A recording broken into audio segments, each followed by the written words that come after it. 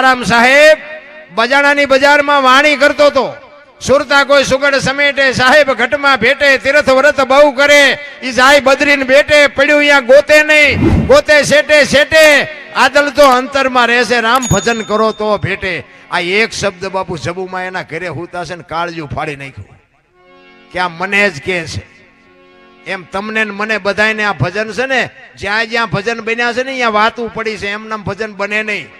સતી તોરલ ને જાડેજો બે જદી વાય કે ગયા ને, રસ્તામાં પ્રસંગ બન્યો, જાણે છે બધા, કરવું કોઈને નથી. રસ્તામાં પ્રસંગ બન્યો અને તોરલ મુર્શિદ થઈ ગયા. એ ગાડીમાં તોરલ ને બાંધી અને જાડેજા માથે ગાડી લઈને ગતમાં આવ્યા. ગત એટલે જેસલ, તોરલ, રૂપાદે, માલદે, કતીબ શાહ, હુરમબાઈ, લાખો, લોયણ, જેતો, ભગત, ખીમડીઓ, કોટવા, ડાલીબાઈ, રામદેવજી, હાલો, હુરો, વણવી, ઢોંગો, નીરલ, કુંભો, આ બધા ગતના ગોઠી હતા. ખોળિયા જુદા હોય ને જીવ એક થઈ જાય ને તો મળદા તો હું એમ કહું છું કે આજે ઉભા થઈ જાય. આ બલિરાજામાં બંધ કરવું શું કામ પડ્યું? ઈ ગાડીમાં બાપુ તોરલ ને બાંધીને જાડેજો આવ્યા ને ગતમાં ગાડી ઉતારી અને આખી ગત કે છે તમે આવ્યા ને તોરલ, તો કે આ ગાડીમાં છે બધું. ગાડી ખોલીને આખી ગત બાપુ આરાધ કરે છે, તોરલ બેઠા નથી થતા. પછી જાડેજો કે છે લાવો એક તારો મારી પાસે. અહીંયા વાણી બને કઈ, પીરજી પુકારે મુજા ભાવરા, સતી તમારા ધર્મને સંભાળો, પોતાના પૂન સિવાય પાર નહીં, ગુરુ સિવાય મુક્તિ નહીં. તોરલ, તોરલ તમારા ગુરુને જો ધ્યાન આપજો. બે ભેગા ભજન કરતા હતા. આપણા ગુરુને સંભાળો એમ નથી કીધું, સતી તમારા ધર્મને સંભાળો. અને આની આ વાત જેથી દરિયામાં હતા ને તેથી સતી તોરલે જાડેજાને કીધેલું કે તમારો ધર્મ સંભાળો ને પાપ તમે આમાં નાખી દો. બસ આની આ જ વાત હતી. બાપુ વાણી એમ નામ જો બનતી હોત ને તો અત્યારે આ વિજ્ઞાનનો આધુનિક યુગ છે, કોમ્પ્યુટરનો યુગ છે. એક ભજન બજારમાં મૂકો ખબર પડે. ઓલું જાગીરે માલણ જાગ જીનપા કાન કરો ને પણ નહોતા સંભળાતું, દેખાય અત્યારે આપણું બનાવેલું હતું નો રે. સતી તોરલ ને એકલા જેથી જેસલે વાયક એ મોકલ્યા ને તેથી બાપુ જેસલે એમ કે છે મારી તબિયત બરોબર નથી, વાયક ઝીલું છે, તમે જાઓ. અને તોરલ ગયા. પછી બાપુ જાડેજાને જવાનો સમય થઈ ગયો હતો. પછી બાપુ જાડેજો વાણી કરે કઈ, રોઈ રોઈ કોને સંભળાવું, મારો રુધિયો રોવે માયલો. તોરલ, તોરલ તમે મને ન મળ્યા હોત તો મારી દશા શું થાત? હું મરી જાઉં એની પરવા નથી, પણ હું કદાચ મરી ગયો હોય તો મારી સમાધિ માથે બે ગાયત્રી તો સંભળાવજો, મારા જીવની ગતિ થઈ જાય. બાપુ જાડેજો ક્યાં પહોંચ્યો હોય છે? આપણી તાકાત જ નથી રામ ભજન કરવાની. અને સતી તોરલ વાયકમાં ગયા. દાદા ઉગમસિંહ બાપુ ગાદી ઉપર બેઠા છે, 12 બીજના ધણીનો પાઠ છે, જોત ચાલુ છે. રાતના 2 વાગ્યાનો સમય થયો અને સતી તોરલ ગુરુ ઉગમને કહે છે કે બાપુ કે હા કે આ જોત આજ મને ઝાંખી કેમ દેખાય છે? બાપુ જો આ ભજનના પ્રમાણ હતા રામ, એમ નામ ભજન નથી. આજની તારીખ સુધી ટકી રહ્યું છે ને, આ બાપુ સત્ય છે એટલે ટકી રહ્યું છે. એ કે જોત કેમ ઝાંખી દેખાય છે? ત્યારે દાદા ઉગમ કે છે કે બેટા આપણી ગતનો કોક ગોઠી છે ને બ્રહ્મમાં ભળે છે, એ બ્રહ્મમાં ભળે છે એમ કીધું ને. સતી તોરલ ને બાપુ લાઈટ થઈ ગઈ, જાડેજો વિયો ગયો, બીજું કોઈ ન હોય. જેસલે ગામતરું કર્યું બાપુ, મને અંધારામાં રાખી. ચોથા રાસુએ બાપુ સતી તોરલ રડી ગયા અહીંયા હો. અને સતી તોરલ ને કે છે ખરેખર એ કે હા એમાં બીજું બને જ નહીં. બાપુ આ ખોળિયા જુદા જીવ એક હતા એની વાતું છે. જેસલ જ હોય, બીજું કોઈ ન હોય. અને પછી બાપુ અહીંયાથી કે જો જેસલ વિયા ગયા હોય તો અમારે ધૂપે આવવું પડે. આખી ગત નીકળીને રસ્તો હુજતો નથી. અહીંયા બાપુ વાણી બને કઈ, પાદરની પનિહારી પૂછું મારી બેન, માર્ગ બતાવો અંજાર શેરના. એમ નામ ભજન નો બને મારા રામ. આય આવ્યા અને ખબર પડી કે જેસલે સમાધિ લીધી અને આખી ગત બાપુ સમાધિએ જાય.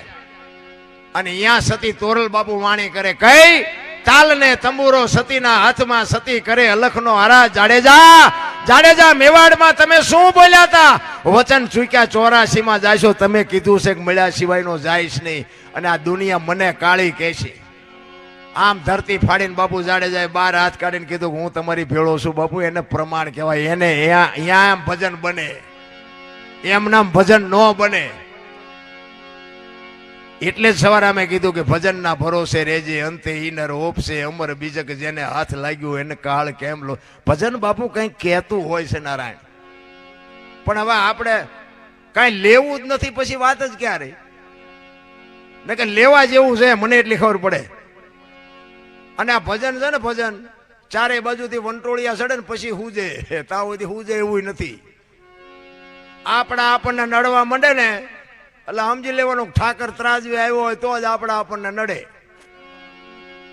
એક કઠિયારો કુવાડા ટીપાઈ નીકળ્યો ને કઠિયારો એટલે ઝાડવા રોવા માંડ્યા. નાના ઝાડવા હતા ને એ રોતા હતા એટલે મોટા ઝાડવાએ કીધું એટલે કે હું કામ રોવો છું? એ કે ઓલો કઠિયારો કુવાડા ટીપાઈ નીકળ્યો ને કે વેલો મોડો આપણને કાપી નાખશે. તેથી મોટા ઝાડવાએ બહુ સરસ જવાબ આપ્યો હતો ભાઈને. આપણા જીવનમાં ઉતારવા જેવી અમુક વાતો હોય. એ કે કઠિયારાની તાકાત નથી ને કુવાડાની તાકાત નથી, પણ મારી પાસે હાથો આપણો હોય છે જોજો. એ કે હાથા ન થાવ તો કોઈ નહીં કાપી શકે. એમ તમારા ને મારા બાપુ સમાજ કોઈ બી હોય, બાકી કુટુંબની એકતા હોય ને અને જેથી વિખવાદ કરે ને તેથી ઊંડા ઉતરીને જોજો એકાદો હાથો આપણો હોય. નકર આપણા કોઈની તાકાત નથી બાપુ કોઈ સમાજને કોઈ લાંબો હાથ કરી શકે. એમ હાથા ન બનો ને તોય બહુ થઈ ગયું. અને નાના માણાને બાપુ કઈક પ્રેમ કરજો. પૈસા વાળાને તો આખી દુનિયા સલામું મારે છે. નાના માણાને બાપુ સપોર્ટ કરવાની જરૂર છે. એક ઝૂંપડામાં રહેતા હોય તમે જોજો, દિવાળીનો તહેવાર હોય ને પૈસા વાળાના છોકરા હોય ને એ 2 રૂપિયાના ફટાકડા લાવે. એક ફટાકડાના 2 રૂપિયા હોય, પણ ફોડી ન કે ફોડવાડું ઝૂંપડામાં શા કરવા પડે? એ ઝૂંપડા વાળાને બોલાવે એમ કે તું આને ફોડી કે લાય લાય બાકર નો શું ફૂટે? ઓલાને કલેજું નથી, આની પાસે પૈસા નથી. એ જળ લઈને દિવાળી મૂકે ને ફટાકડો ફૂટે ને ઓલા એમ રાજી થાય કે બહેનો લાવ્યો એ ફૂટ્યો, ઓલો એમ રાજી થાય ભાઈડે ફોડ્યો એમ રાજી થાય. આ દયાળુ નથી ઈશ્વર. આને જ ઈશ્વર કહેવાય. કારણ કે ભગવાનને ખબર છે કે આવડા લાયા ભલે બાકી ફોડી નહીં શકે, આવડા ભલે લાવી ન શકતા પણ ફોડવાના સીમને જ તે. ઈશ્વર બાપુ છે ને લગામ બધાની, તમારી ને મારી બધાની લગામ હાથમાં લઈને બેઠો છે. કોઈ જો એવું કહેતું હોય કે તો એ નથી કહેતા અમારે કોઈની જરૂર જ નથી, અમારે કોઈની જરૂર નથી. એટલે આ દુનિયામાં આવવા હાટું 2 જણાની જરૂર પડે, જેથી જાવ તેથી 4ની જરૂર પડે. એમનામ હોવાતું નથી ને જવાતું નથી. મારા રામ, કોઈના વગર કોઈનું હાલે વસ્તુ બધી ખોટી છે રામ. ઉપયોગ ન થાવ તો કઈ નહીં, નડો નહીં તોય બહુ છે રામ. બાકી તો મારી આ માફ કરે છે. આપણે કર્યું એવું કોઈ દી વજન ઉપાડવાની વાત ન કરતા. અને એની મરજી નહીં હોય ને તેથી આવા રૂપિયા તમામ થાય તો તમારો ગુલામ થઈ જાય. એની મરજી ન હોય તો બાપુ એમાં પાંદડું ન હાલે. અને 1 રૂપિયો ન હોય ને આદરીને 2 જણ જો માં ભગવતી ભેળી હોય ને તો એમાં બાપુ ખીલીનો ખટકો ન થાય, કામ થઈ જ જાય બાપુ.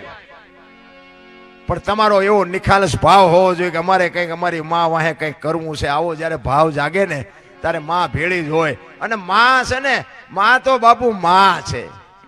સોરું કસોરું થાય, માવતર કોઈ દી કમાવતર થાય જ નહીં. એ તો આપણે ભૂલી જઈશ.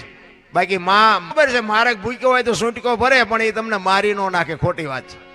મને તો એમ થાય અમારે ત્યાં ઓલા જોનારા હોય ને એમ કે ઈવડે એ તો પેલા એમ કે તને નડે છે તારે તારા ભાઈઓને મૂકવા પડશે. એટલે માં છોકરા નોખા પાડવાનું કે કોઈ દી નોખા હોય તો માં એમ કે ભેગા રહ્યો. અને અમારે અહીંયા જોનારા એમ જ કહે છે કે ભાઈઓને તમે મૂકી દો તો માતાજી તમારું કામ કરે એવું છે. એવા બાપુ હાંડિયા લીંડા ઘોડે કરી મૂક્યા છે અમારે અહીંયા. તમે આવો કોક દીક તમને ઓળખાણ કરાવું. એક કુટુંબના 5 તો મઠ બનાવ્યા માતાજીના. એ કે તારી માતા અમારે નથી પૂજવી.